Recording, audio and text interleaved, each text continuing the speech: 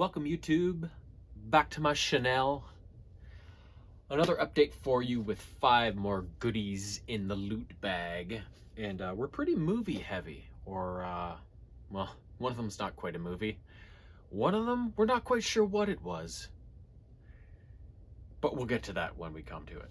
First up, a book, Alien, Inferno's Fall. This looks like it's part of a new little series of Aliens books. There might be 3 or 4 of them in the series. They all kind of have this look to the cover art and stuff. And this story takes place on a world called Shanmen, and there's a woman named Toru whose family is involved in mining. That's what they do. They know how to mine, and they're really good at it. And all of them kind of have their own separate role. They're not all miners per se, but they support the whole cause of the mining. Every little aspect of running a mining business, they all have their kind of role to play in it. They've only been on this world a couple weeks, and the mine manager, the guy that's in charge of the facility, is a real douche. So they're running into problems with him and stuff like that. But they're hoping they've hit a vein of it's a substance called ether or something like that, something that's really rare and valuable, and so they really want to do this job well and hopefully keep their family going and maybe get to some better digs because of it. However, suddenly one day, a ship, horseshoe in shape, you may recognize that from, say, the Prometheus movies and such, appears in orbit above the planet and starts raining down this substance, this black goo. It's not like how the facehuggers come down and implant their eggs in a human or any other sort of animal, and a day or two later a little xenomorph bursts through the chest. This is different. This is almost like a kind of like Venom, his little kind of gooey substance. It's like a virus that's kind of like touchable and stuff. It comes down, it spreads over the planet, and anything it touches, it basically turns into an alien. But they're not necessarily exactly like the xenomorphs we've seen in the movies and other series. Anything can be affected by it, and you don't really know what the results are going to be, how the creatures are going to be affected by it, but they're going to turn into something fierce and freakish, and that's going to want to kill you. So this happens, and basically the entire planet almost is wiped out within a matter of minutes, hours, whatever it may be. But Toru, quick thinker that she is, says our only salvation is to possibly blow the mine, trap ourselves within it, and wait for rescue. So that's what they do, and rescue does happen to be on the horizon. A ship called the Righteous Fury, led by a former colonial marine. Oh, sorry, Yanni, all the time. A former colonial marine named Zula Hendricks. They patrol the galaxy and are always on the chase for any xenomorph related instances. They want to wipe this scourge from the galaxy, and they want to bring the people that are doing it to justice. This is obviously a planned attack on this planet, so that's what the purpose of this woman and her ship and her crew, it's what they do. So the Righteous Fury is en route to Shanmen. Will they be in time? Even if they get there, will they be able to even pull these people out of a collapsed mine with all of these rampaging aliens on the planet's surface, right? So really cool story. I like how the different Alien books kind of always have a little bit of a different take on the classic Alien story to keep it fresh and interesting. And yeah, I love the book. I can't wait. Oh my god, to read the other ones in this series. And actually, this is a funny side note with my yawning. I think whenever I'm doing something like this, doesn't make me nervous doing a video, but I am performing in a way, right? and I always get the same way before I go to ball hockey, before I play in our games there. I'm always yawning before the game, and oftentimes I'm not tired. I'm excited. I'm ready to go, right? And then I was watching the NHL All-Star game this weekend, and they were talking about how all the players before the game, and they were showing clips of them like out on the ice warming up before the game.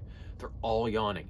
It's a way that, like, before a physical contest like that, it's your body's way of automatically reacting to what's coming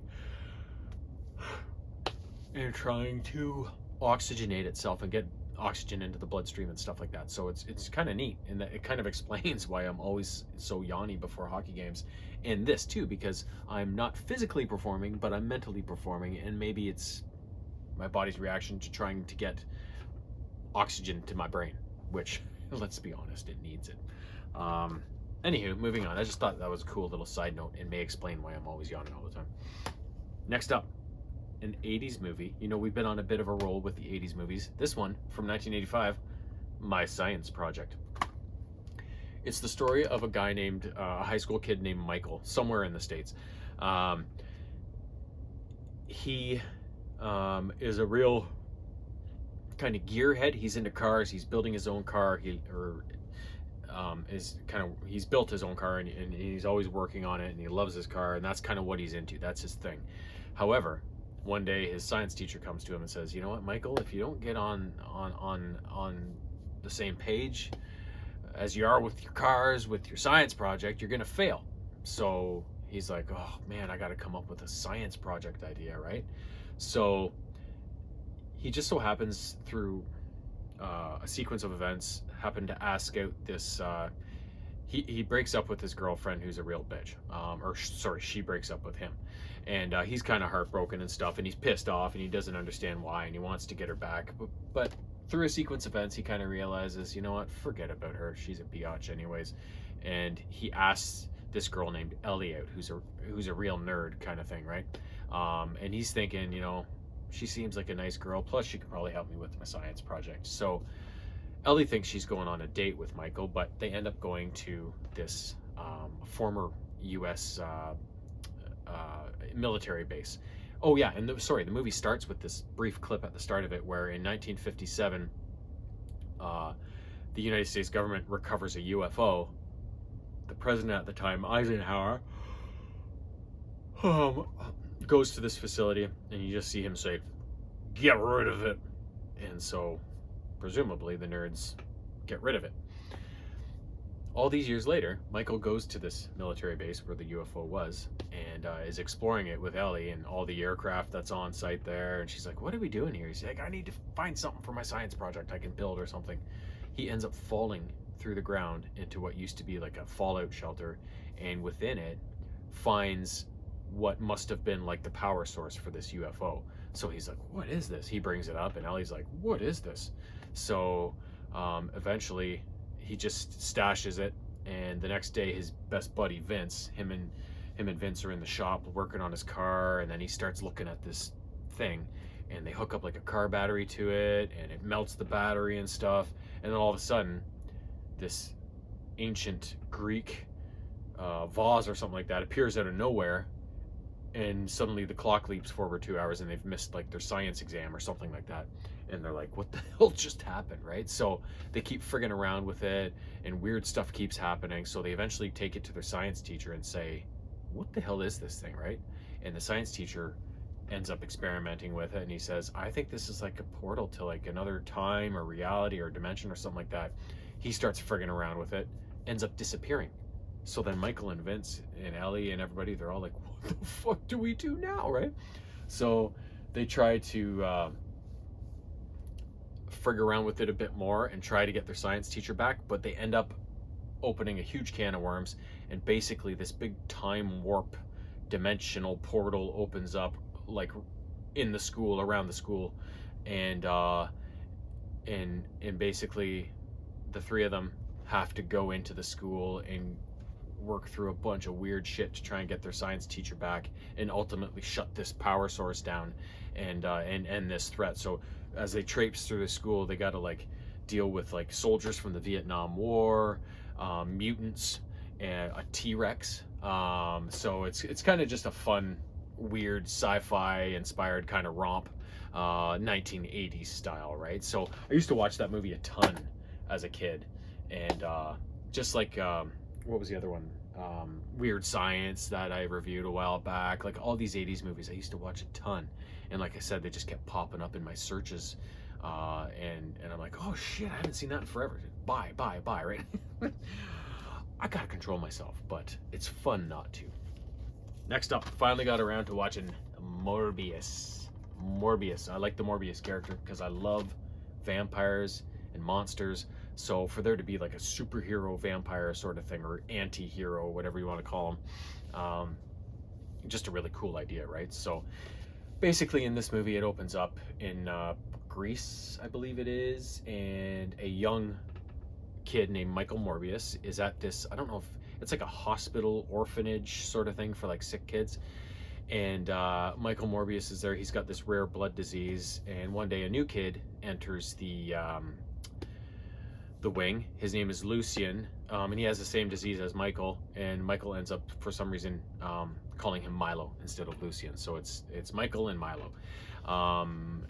Eventually the guy that looks after them at this place, his name is Nicholas, I think, ends up later on down the road acquiring a chance for Michael to go to the States and go to school there, and because he's a really smart kid, so he ends up becoming this like scientist kind of doctor kind of guy, ends up turning down a Nobel Prize for his work in artificial blood, and all this while he's actually his true goal has been to cure him and his friend Milo, but he's doing it by kind of hidden nefarious means. He works with a woman named Martine in the lab, and he's hidden from her this whole time that he's actually gone to Costa Rica and acquired these vampire bats that he is using.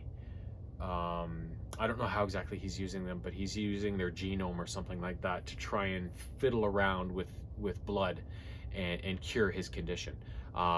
So he thinks he's finally possibly at the breakthrough stage, and so he talks to Milo about it, and Milo's become this really rich guy. I can't remember why, but he's like, yeah, you got all the funding you need, here's a ship. They go out to international waters, him and Martine, and they end up running an experiment that actually works and cures Michael Morbius, but also turns him into a fucking vampire. He goes berserk when the crew kind of reacts to him like, well, fuck, a vampire, so they'll start shooting at him and stuff. So he goes into like a bloodlust and kills everybody. Martine gets knocked out during the whole fray, so Morbius basically calls in an SOS to the Coast Guard and then jumps off the ship and hightails it, right? So when he gets back to the States, he subsists on drinking the artificial blood that was his creation, but over time it fails to satisfy it. The effects of it start, not being enough, and so he knows he's eventually going to turn and want to, drink from real humans, right? So he's terrified of his own self in a way, and one night in the hospital, one of the nurses gets attacked and her blood drank, and he doesn't remember doing it, but he believes he's responsible for it, so he kind of turns himself in. He goes to jail, but Milo shows up, and Milo's pissed because Morbius doesn't want to give Milo the cure because of what it did to him, right? And Milo's like, don't be so fucking selfish. And so Milo reveals that he was the one that actually killed the nurse, and he gets the cure from Morbius and becomes a vampire himself. So then it's basically Milo kind of loses himself. He falls into having all this new power because they have got the power of vampires, right? Like super strength, super speed. You almost can't be killed in a way, echolocation, everything that comes with being a vampire. And so he falls into a habit of just doing whatever the fuck he wants, right? And so it's up to Morbius in the end to stop his best friend from being such a prick, sort of thing. And of course, there's disastrous results along the way. How else would you want it, right? Morbius. Good movie. I know it got mixed reviews, but I enjoyed it, but I fucking enjoy everything almost, right? It's just my nature. So here's the one I was talking about. It's not a movie. We don't really know what it is. It's a Blu-ray, I'm assuming bootlegged copy of the Star Wars Holiday Special, which is universally agreed to be an abomination. And yeah, it's not great, but it's part of the Star Wars, the whole Star Wars experience. So I did want to get a copy of it eventually to add to my Star Wars shelf, and get a copy of it. I did. I think it came over from England is where I ordered it from, if I remember correctly. But basically the Star Wars Holiday Special aired on CBS, I think, in November of 1978, and it was a way of keeping the Star Wars money train rolling after the runaway success of the first Star Wars movie, because it wasn't expected to really do anything, right? It barely got made in the first place, and then for it to just be as successful as it did, they didn't want that success to stop and people to forget about it or whatever, so they came out with this holiday special. Basically, the story of it is that on Chewbacca's home planet of Kashyyyk, there is a yearly festival called Life Day, where all the Wookiees party and pay tribute to their world and nature and everything that makes Wookiees tick, right? Chewie's off in the galaxy with Han, and he's rushing back to Kashyyyk to spend Life Day with his family. So his grandpa is Itchy, his wife is Mala, and his son is Lumpy. So he's rushing back there to spend time with them. But of course, him and Han are being pursued by the Empire, as usual, right? So they're having a hard time getting back there. And the Empire, in the meantime, has learned that there may just be rebel sympathizers and rebel agents on Kashyyyk. So the Empire is already showing up on the world and, you know, going door to door, sniffing around, looking for stuff, right?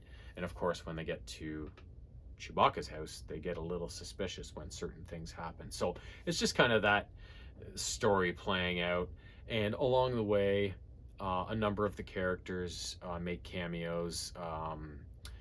Of course, Han and Chewie are in it.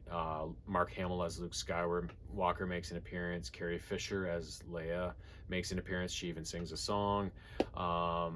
And who else? C-3PO and R2 are in there.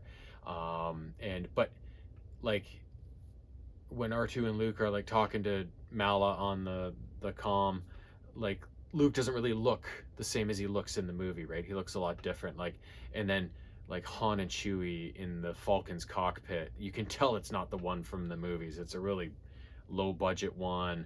And so much of the special takes place in Chewbacca's home, and it's basically the Wookiees just roaring at each other, right? And it's just subtitled, and it's just weird, right? It was so low budget and it was so weird that it was just, like I said, universally reviled. Even George Lucas hates it, and he wants to destroy every copy in the world, apparently, right? So there are some funny moments, though. There are some guest stars.